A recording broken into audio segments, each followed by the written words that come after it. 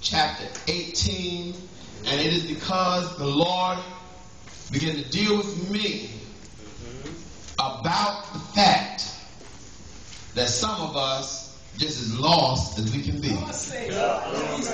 We're just as confused as we can be. We just messed up. Jumping and shouting, speaking in tongues, paying our tithes, giving our offerings, coming to prayer meeting, Bible study, choir rehearsal, doing everything we're supposed to do that is right, but we in a mess. That's right. Work hard. Now, the last time the Lord gave me that, the subject was functioning in a mess. But we ain't going to talk about that today because that's not what my sermon is about. That was the point that I need to get to you. What I want to talk about is 1 Kings chapter 18. And I believe that the Lord gave me this word, this thought to encourage you in the Lord and in the things of God. But not only that, when church is out and your spirituality is over, God is concerned about every aspect of you. So this would apply from God to you so you can go home and deal with them crazy kids and that half-dead husband. You can go home and deal with that job that you've been on for 30 years and don't know why you're there yet. Deal with a church and you saying, I started to leave. Go ahead. You know there's purpose, but the manifestation of what is supposed to be has not come. And you get into a place where you're saying, God, what's going on? That's what I'm talking about.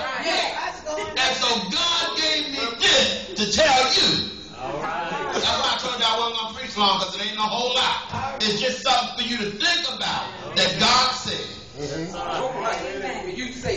this 18th chapter of 1 Kings, we're not even going to read it all. It's verse 41 to 44b. But what I want to look at is this right here. 43 and 44, 44 clause A. It says, and he said to his servant, go up now, look toward the sea. And he went up and looked and said, there is nothing. You get saved, you make up your mind you're going to live for God. The preacher tell you, this is coming to your house. Prophesying, this is going to happen. You done gave up your sin and this is going to work out.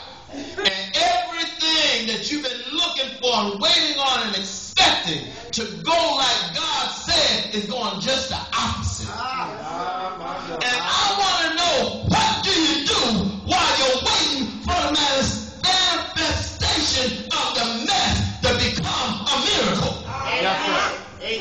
Let me do it again. What do you do while you're waiting for the manifestation of your mess to become your miracle? What do you do? What do you say when folks, you done told them, this is what God said. This is what I'm standing on. This is what I'm waiting, and this is what God's going to do. And they done died and said you was a liar because in their lifetime they didn't see it. But you still trust in God, depending on God, waiting on God, looking unto Him, the author and finisher of your faith. And the only thing you can tell them is that I trust God because I don't see nothing.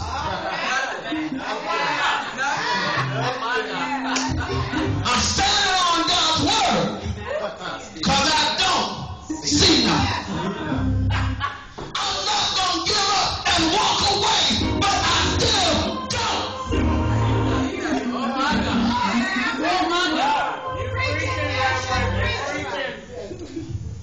I got a son,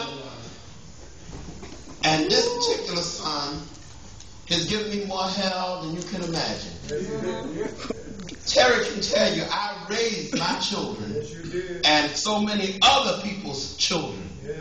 I was the man of my, I am the the man of my house. And I treat my wife like a lady. Amen. Now, I'm not saying I don't have my flaws, Linda, and my shortcomings, but I know how to treat people. I know how to train a child in a way that they should go. That's why my daughter's sitting on them drums. Because after she did what she did, she came back to what she was taught. She didn't depart. Oh, don't mess with me now. But there's one particular son. Terry told me one day, you just ought to beat him, kill him, and wait for him to come back to life. I don't know if you remember that, Terry.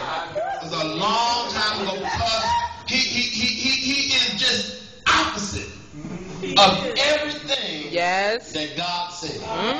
Drinking, smoking, partying, curse you out, disrespect you. He'd rather live in the streets so he can talk nasty to you than be respectful and come in the house.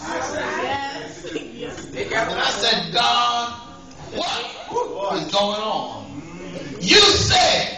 And when I was reading it and thinking about it, I looked here and said, you told me to look.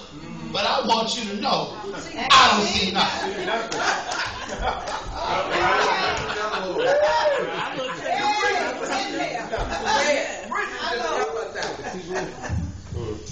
And so the Lord told me to read a little bit further.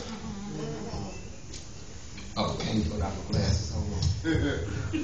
And he said, go again.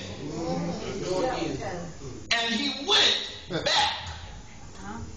7 different sets. My tooth missing, y'all know that. 7 different times. Wow. I'm gonna get it fixed. I'm gonna get it fixed. I don't understand. The devil is a liar. I want to look to you too. I'm gonna get it fixed. Really, Daddy? I don't understand. Really, Daddy? I don't understand. I don't understand. Listen here. Some of y'all in the same boat I am. That's why y'all here. I ain't got Clearly, I'm not. But God is a miracle worker. I keep looking, but I don't see nothing. Check.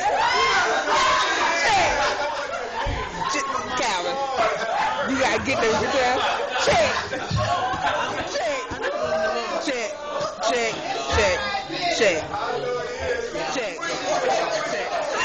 If that's what Brian said it was all right, it's all right. So,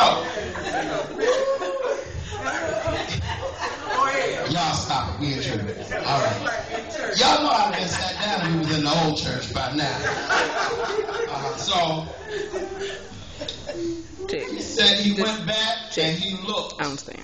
7 different times. The question is, how many times have you gone back and still don't see what you are expecting to see? The things that you have been waiting for and anticipating and expect to manifest.